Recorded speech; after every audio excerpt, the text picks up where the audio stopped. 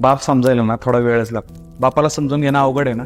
जो बाप आपल्याला तरुणपणे सांगतो बाया हे करू नको ते करू नको, शिस्तीत राहा, अभ्यासावर फोकस कर, तेव्हा आपल्याला बाप दुश्मन वाटतो. मोठं झाल्यावर कळतं की बापच दोस्तानी येतं चिंतन. करिअर करायला घर सोडतो, बाहेरच्या गावात जातो, करिअर करतो, पहिला पगार हातात येतो. पहिला पगार हातात आला की आपण सगळ्यांचा खर्च भागवतो. खर्च भागवतो कळतं मला काहीच राहिलं नाही. मग प्रश्न पडतो की माझ्या वडिलांनी एवढीशा पगारात सगळं मॅनेज कसं केलं, सगळे खर्च कसे भागवले.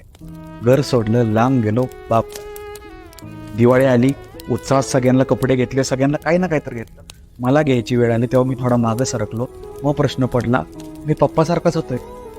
पप्पाने तरी कधी कुठं काय स्वतःला घेतलं. घर सोडलं की बाप कळतो. लहानपणी वाटायचं की पप्पा शांत शांत का असतो, पप्पा हसत का नाही, दुकानातून आला, जॉबवरून आला की पप्पा शांत का बसतो. मोठं झाल्यावर त्या प्रश्नांची उत्तरं मिळतात. ज्या सफरिंगमधून, ज्या पेनमधून, ज्या सगळ्या गोष्टीतून तुम्ही आता जाताय, त्या गोष्टीतून 10 पटीनं तुमचा आणि माझा बाप गेले.